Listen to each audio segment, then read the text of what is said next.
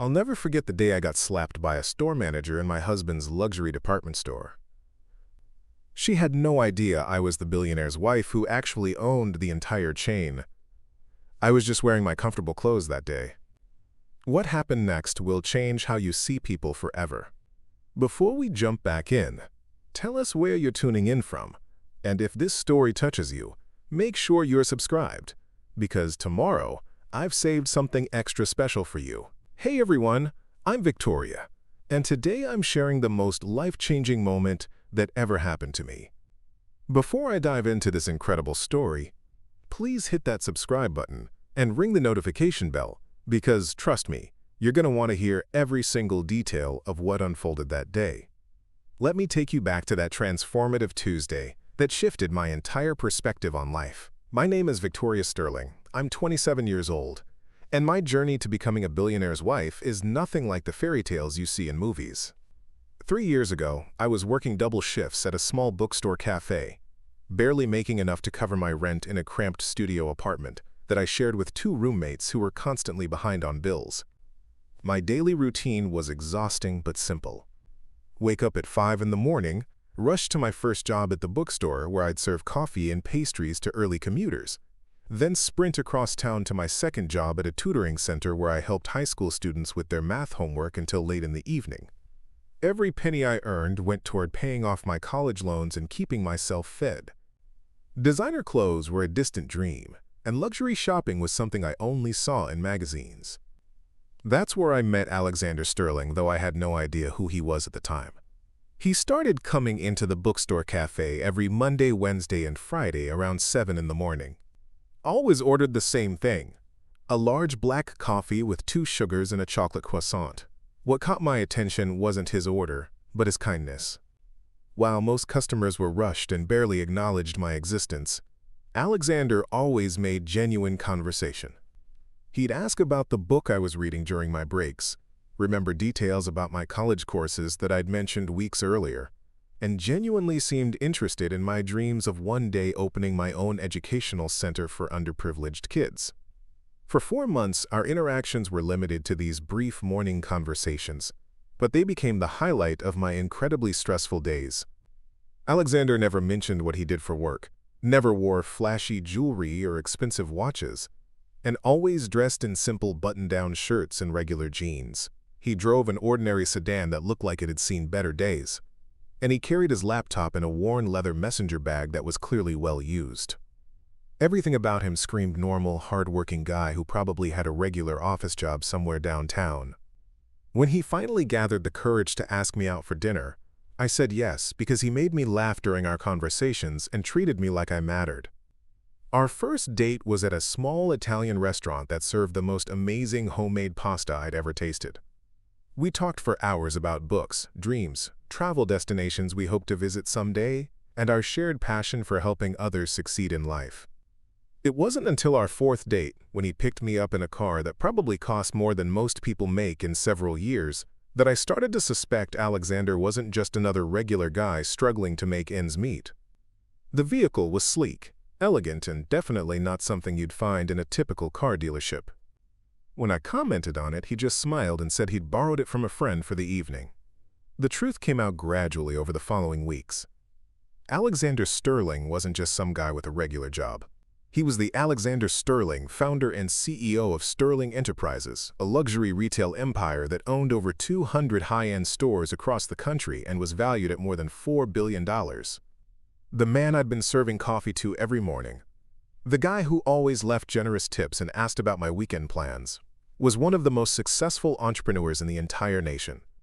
Our relationship deepened quickly after that revelation, but not because of his wealth. Alexander loved that I treated him like a normal person, that I challenged his ideas during our conversations, and that I never asked him for expensive gifts or fancy dinners. He'd grown up surrounded by people who only valued him for his money, who changed their behavior the moment they discovered his net worth. With me, he could be himself. He could talk about his fears, his dreams beyond business success, and his desire to use his wealth to make a positive impact on the world. I loved that despite having more money than most people could imagine, he remained humble, kind, and genuinely interested in making the lives of others better. When Alexander proposed to me 18 months after our first meeting, it was during one of our regular morning walks through the park near my apartment. No cameras, no publicity, no elaborate setup designed to impress social media followers. Just two people who had fallen deeply in love, standing under an old oak tree while he nervously fumbled with a simple but beautiful ring. Our wedding was intimate and private, held at a small chapel, with just our immediate families present. No magazine photographers, no celebrity guests, no social media announcements. Alexander insisted that our special day be about us and our commitment to each other, not about creating content for public consumption. But adjusting to life as the wife of a billionaire has been the most challenging part of this entire journey. Alexander constantly encourages me to be myself, to dress however makes me comfortable, and to never change my authentic personality for anyone. He says it's what attracted him to me in the first place and what he values most about our relationship. That sounds wonderful in theory, but the reality is much more complicated. When you're constantly surrounded by people wearing designer outfits that cost more than most cars, when every social gathering feels like a fashion show where everyone's judging your appearance, it's incredibly difficult not to feel like you don't belong in this world. Preparing and narrating this story took us a lot of time, so if you are enjoying it, subscribe to our channel. It means a lot to us. Now back to the story. I still prefer my comfortable jeans and sneakers, my cozy sweaters and simple jewelry. Alexander bought me an entire wardrobe of designer clothes when we first got married, but most of those expensive outfits still hang in my closet with the tags attached. I reach for my old favorites every single time, because they feel like me, like the person Alexander fell in love with at that little bookstore café. But sometimes, being authentic comes with consequences I never anticipated. About 8 months ago, Alexander started receiving concerning complaints about the management at Sterling's flagship location, Prestige Palace, the crown jewel of his retail empire located in the heart of the city's most exclusive shopping district. Customers were writing detailed letters and leaving online reviews describing encounters with staff members who were dismissive, judgmental, and treated people differently based on their appearance and perceived wealth. Long-time loyal customers were saying they felt unwelcome, that employees made assumptions about their ability to afford merchandise, and that the shopping experience had become uncomfortable and exclusionary. Alexander was devastated by these reports. His entire business philosophy was built on the principle that luxury should be accessible and welcoming to anyone who walked through his doors. He'd worked hard to create an environment where customers felt valued and respected regardless of their background or how much money they planned to spend. Unfortunately, Alexander was in the middle of expanding Sterling Enterprises into international markets, which meant he was traveling constantly between meetings in London, Paris, Tokyo, and Dubai. He simply couldn't take time away from these crucial negotiations to personally investigate what was happening at Prestige Palace. That's when I volunteered to help solve the problem. My idea was straightforward. Visit the store as a regular customer, observe how the staff behaved toward different people, and report back with first-hand information about what was really going on. Alexander was initially hesitant because he worried about putting me in an uncomfortable situation, but I convinced him that this was the best way to get honest, unfiltered insight into the customer experience. I had no idea that my simple plan to help my husband's business would lead to the most humiliating and ultimately transformative experience of my entire life. The morning I decided to conduct my undercover investigation, I got dressed exactly like I would for any normal day. I put on my favorite pair of well-worn jeans, the ones that fit perfectly and have gotten softer with every wash over the past few years. I paired them with a comfortable lavender sweater that Alexander gave me for my birthday, one that's incredibly soft and makes me feel confident and relaxed. I added my trusted denim jacket, the same one I'd worn throughout college and couldn't bring myself to replace even though it shows clear signs of wear. On my feet, I chose my most comfortable white sneakers, shoes that have walked thousands of miles with me, and still provide the support I need for long days on my feet. Instead of carrying one of the expensive designer handbags that Alexander had purchased for me, I grabbed my faithful canvas tote bag, the one that's been my constant companion for years, and carries everything I might need during a day out. I left all my expensive jewelry at home except for my simple wedding ring and small pearl earrings that belonged to my grandmother. Looking in the mirror before leaving the house, I saw exactly what I wanted to see: a normal 27-year-old woman heading out for some casual shopping. I looked approachable, relaxed, and completely unremarkable, which was perfect for gathering genuine information about how the staff treated customers they perceived as ordinary. I had absolutely no idea that this perfectly normal outfit would soon make me the target of the most shocking and degrading treatment I'd ever experienced in my life. Prestige Palace is Alexander's masterpiece, a four-story monument to luxury and elegance that took 3 years to design and construct. The building features imported marble floors from Italy, crystal chandeliers that were handcrafted by artisans in France, and carefully curated collections from the world's most exclusive designers. Every detail was personally selected by Alexander to create an atmosphere that balanced luxury with warmth, sophistication with accessibility. He wanted customers to feel like they were entering somewhere special, but not so intimidating that they'd be afraid to touch anything or ask questions. As I walked through the gleaming glass doors, I should have felt proud of what my husband had created. Instead, I immediately sensed that something was wrong. The moment I stepped inside, conversations seemed to quiet around me. I could feel eyes assessing my appearance, measuring my clothes against some invisible standard, and finding them lacking. Other customers, dressed in their designer outfits with their expensive accessories, glanced at me with expressions that ranged from mild curiosity to obvious disdain. The sales staff, who should have greeted every person who entered with enthusiasm and helpfulness, instead watched me with suspicious, unwelcoming eyes.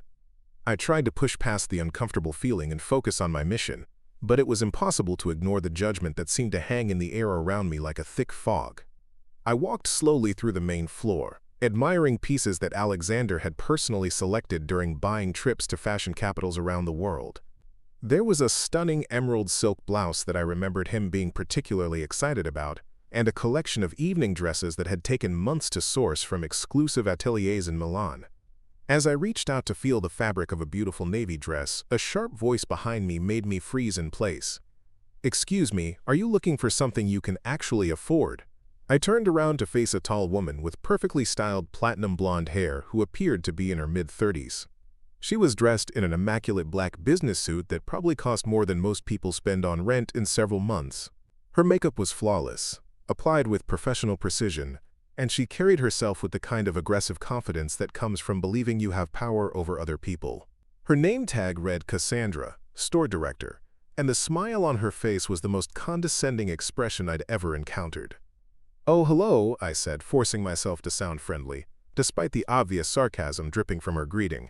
"I was hoping to look at some of the dresses, actually." Cassandra's laugh was sharp and cruel, loud enough that other customers turned to watch our interaction with obvious interest. "Honey," she said, her voice carrying clearly across the sales floor, "do you have any idea where you are right now? This isn't some discount department store or outlet mall. This is Prestige Palace. Our least expensive item costs more than your entire wardrobe appears to be worth." The words hit me like a physical blow, but I forced myself to remain calm and composed. "I understand this is an upscale store," I replied quietly, maintaining my dignity despite her obvious attempt to humiliate me. "But I'd still like to browse your collection if that's acceptable." "Browse?" Cassandra's voice rose dramatically, ensuring that everyone within a 50-foot radius could hear every word she was saying. "Sweetie, this isn't a museum where you can wander around looking at things you'll never be able to purchase. We're here to serve actual customers, people who can afford our merchandise, not provide free entertainment for window shoppers." By now, we had attracted significant attention from other customers and staff members throughout the store. I could see people pulling out their phones, probably thinking they were about to witness some kind of dramatic confrontation that would make great social media content. The sales associates had stopped helping their customers and were openly staring at our interaction. I felt trapped and humiliated, but also increasingly determined to see how far this woman would take her unprofessional behavior. "I'm not causing any trouble," I said, keeping my voice steady and reasonable. "I'm simply interested in looking at your merchandise like any other potential customer would." Cassandra stepped closer to me, her voice dropping to what she probably thought was a threatening whisper, but was still loud enough for everyone nearby to hear clearly. "Listen carefully," she hissed. "I'm trying to be diplomatic here, but you're making our legitimate customers uncomfortable with your presence. People come to Prestige Palace for an exclusive luxury experience, not to have to share space with people who clearly don't belong in an establishment of this caliber." She gestured dismissively at my outfit with obvious disgust and contempt. That's when something inside me shifted. Not into anger exactly, but into a strange sort of clarity and determination. I realized that this woman, this employee of my husband's company, was providing me with a perfect demonstration of exactly what all those customer complaints had been describing in their letters and reviews. What if I could afford to shop here? I asked calmly, genuinely curious to see how she would respond to that possibility. Would that somehow change the way you're treating me right now? Cassandra's eyes lit up with malicious excitement and cruel amusement. Prove it then, she said loudly, making sure everyone in the surrounding area could hear her challenge. Show me you have at least $1,000 in cash right now, or I'm calling security to escort you out of this building immediately. The demand was so outrageous, so far beyond any reasonable standard of customer service, that I almost started laughing despite the seriousness of the situation. Instead, I reached into my canvas bag to look for my wallet, genuinely curious to see just how far this woman was willing to take her power trip and abuse of authority. As I was searching through my bag for my wallet, my elbow accidentally bumped against a small display of delicate jewelry near the checkout counter. A beautiful gold necklace with tiny diamonds, one that I recognized as part of Alexander's new spring collection, fell to the marble floor with a soft metallic sound. Cassandra's reaction was immediate, dramatic, and completely over the top. "Oh my God!" she shrieked at the top of her lungs, pointing at me like I had just committed the most heinous crime imaginable. "She's stealing!" I saw her slip that necklace into her bag. Everyone here witnessed it. The false accusation hit me like a tsunami of shock and complete disbelief. Not only was it entirely untrue, but she was accusing me of stealing my own husband's merchandise, jewelry that he had personally selected, and that I had admired when he first brought the collection home to show me. "I didn't take anything," I said firmly, my voice remaining steady despite the chaos that was erupting around me. "It fell when I accidentally bumped the display. You can check your security cameras if you want to see exactly what happened." "Sure, that's what they all say," Cassandra sneered, her voice dripping with sarcasm and false authority. "That's the oldest excuse in the book." "Marcus!" she called to a young security guard, who looked like he would rather be anywhere else in the world than dealing with this situation. "This woman is shoplifting. I need you to detain her immediately and search her bag thoroughly before we call the police to have her arrested." Marcus approached reluctantly, his face showing clear discomfort with what he was being asked to do. "Ma'am," he said quietly and apologetically, "I'm going to need to ask you to open your bag so we can verify that nothing was taken from the store." This was my moment of truth. I could have ended the entire situation right there by revealing my identity, showing my identification, calling Alexander, or simply explaining who I was. But I found myself fascinated in the most horrible way by how badly Cassandra was willing to treat someone she believed had no power, no voice, and no way to defend themselves. "I haven't stolen anything," I repeated calmly, though I could hear a slight tremor in my voice that I hoped sounded like fear rather than the anger that was building inside me. "You have security cameras throughout this entire store. Check them if you want to see what really happened." Cassandra laughed coldly and triumphantly. "Oh, we will definitely be reviewing those security recordings, but first you're going to show us what's in that ratty old bag of yours, and then we're going to call the police to have you arrested for theft." The word police sent a ripple of excitement through the growing crowd of onlookers. I could see at least 8 people recording with their phones now, probably thinking they were about to witness a dramatic arrest that would make great content for their social media accounts. The situation had spiraled so far beyond any reasonable response that I felt like I was watching it happen to someone else, like I was observing this humiliation from outside my own body. "Look," I said, trying one final time to give Cassandra an opportunity to step back from the precipice she was about to jump off, "I think there's been a serious misunderstanding here. Maybe you should call the owner of this store before this situation goes any further." Actually what?" Cassandra cut me off with vicious glee and obvious satisfaction. "Actually a thief? Actually someone who thinks she can waltz into a luxury store and steal whatever catches her fancy? Actually someone who's about to be arrested and charged with shoplifting?" I tried to show her my phone, thinking maybe I could call Alexander and have him handle this situation diplomatically before it got completely out of hand. But Cassandra knocked it out of my grasp with such force that it skittered across the polished marble floor and came to rest under a display of evening gowns. "No calling your accomplices to come help you," she snarled with satisfaction. "You're not going anywhere until the police arrive to take you away in handcuffs. That's when I said the words that I thought might finally penetrate her arrogance and make her reconsider what she was doing. "My husband owns this store," I said clearly and calmly. The effect was not what I had hoped for or expected.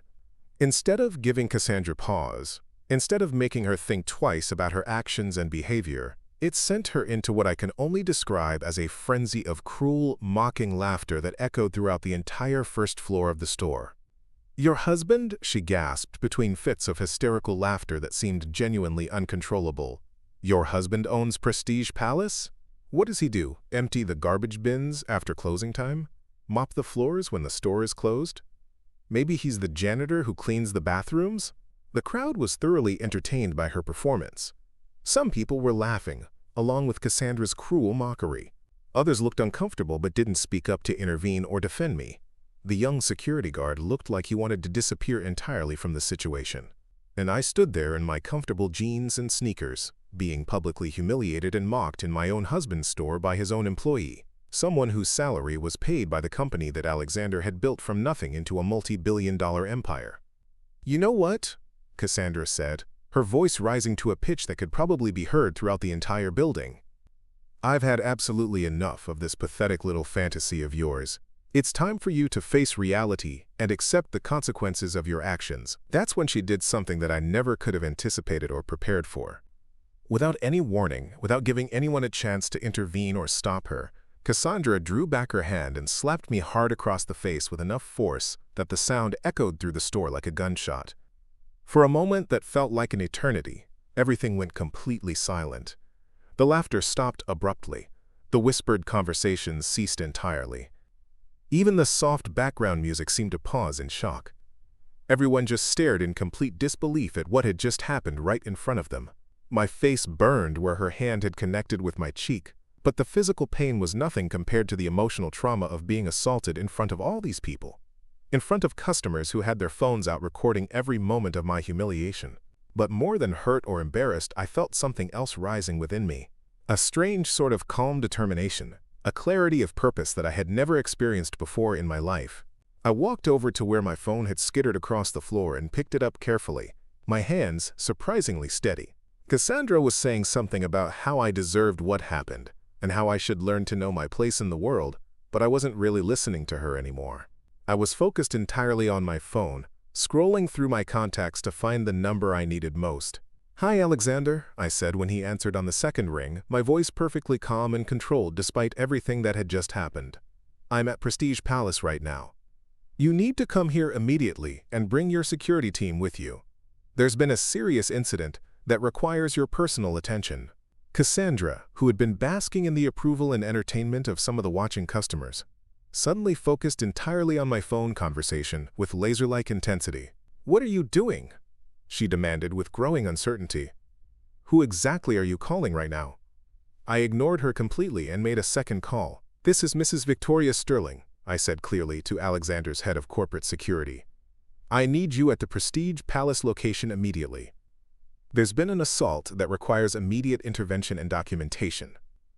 The use of my married name seemed to finally penetrate Cassandra's consciousness like a bolt of lightning. Her face, which had been flushed with excitement and the intoxication of power just moments before, began to show the first unmistakable signs of uncertainty and growing fear. "Sterling?" she repeated in a much smaller voice than she had been using throughout our entire confrontation. That's not your real name. You're making this up to try to get out of trouble." I didn't respond to her desperate attempts to maintain control of the situation. I just stood there calmly holding my phone, waiting patiently for what I knew was about to happen next. The crowd of onlookers seemed to sense that something fundamental had shifted in the dynamic of the situation, that they were about to witness something they had never expected. Some people started putting their phones away, perhaps realizing that they might not want to have a permanent record of what was about to unfold. Others kept recording, sensing that they were witnessing something that would be talked about for years to come. It took exactly 14 minutes for Alexander to arrive at the store, and I know the precise timing because I was watching the clock on my phone, counting down the seconds until my husband walked through those gleaming glass doors that led into his flagship retail location. When he did arrive, followed closely by 3 members of his personal security team, the entire atmosphere in the store changed instantaneously and dramatically. Alexander Sterling doesn't look like what most people expect when they think of a billionaire businessman. He's not flashy or ostentatious, doesn't wear gaudy jewelry or expensive watches just to display his wealth. But there's something about his presence that immediately commands respect and attention from everyone around him. Maybe it's the quiet confidence in the way he carries himself, or the way people instinctively step aside when he walks through a room, or simply the knowledge that this man has the power to change lives and careers with a single decision. Cassandra's face went through several distinct stages of realization as she watched Alexander stride purposefully across the store directly toward where I was standing. First confusion as she tried to process who this man might be, then recognition as she began to realize exactly who she was looking at, then dawning horror as she started to understand the magnitude of what was happening. "That's my wife you just assaulted," Alexander said, his voice quiet but carrying clearly throughout the entire store despite the background noise and conversations. His arm went around my shoulders protectively, and I felt the tension I had been holding in my body finally begin to release. I stood up straighter, finding my voice again and speaking clearly so everyone in the store could hear me. "I'm Victoria Sterling," I announced to the room, though I was looking directly at Cassandra as I spoke. "My husband owns this store, this entire chain of luxury retailers, and the company that employs every single person working in this building." Cassandra's face completed its transformation from confident arrogance to absolute terror and disbelief. Her mouth opened and closed several times like she was trying to speak, but no words emerged from her throat. The other customers were whispering excitedly now, phones coming back out to capture this dramatic reversal of fortune. You can't be..." Cassandra finally managed to stammer weakly. "I mean, you're dressed like a regular person, like someone normal. Like someone who values comfort over appearances," I finished for her calmly. "Like someone who doesn't believe that expensive clothes make them superior to other human beings. Like someone who treats people with respect regardless of what they're wearing or how much money they appear to have." Alexander was furious, and I could feel it radiating from him in waves of controlled anger, but his voice remained perfectly professional and measured. "I want to see all the security footage from the last 2 hours," he instructed his team. "Everything that happened here today needs to be documented and preserved." "That won't be necessary," I said quietly but firmly. "Everyone here witnessed what happened, and I'm certain that several people recorded the entire incident on their phones." I looked around the room at the devices that were still pointing in our direction. That's when Cassandra did something that shocked everyone present, including me. She fell to her knees right there on the imported marble floor, literally collapsed to her knees in front of everyone watching this unfold. "Please," she begged, tears streaming down her perfectly made-up face and ruining her flawless makeup. "I didn't know who you were. I'm so sorry for everything I said and did. Please don't fire me from this job. I need this position desperately. I have student loans and credit card bills and rent payments." For just a moment, I felt a flicker of sympathy for her desperate situation. Then I remembered the cruelty in her voice, when she was mocking what she thought was my husband's occupation. I remembered her laughter when she slapped me in front of all these people. I remembered every customer, who had probably been treated exactly the same way by this woman over the months she had been in charge. "You're absolutely right," I said calmly and clearly. "You didn't know who I was when you decided to treat me with such cruelty and disrespect. And that's exactly the problem we need to address here." Up next, you've got 2 more standout stories right on your screen. If this one hit the mark, you won't want to pass these up. Just click and check them out. And don't forget to subscribe and turn on the notification bell so you don't miss any upload from us.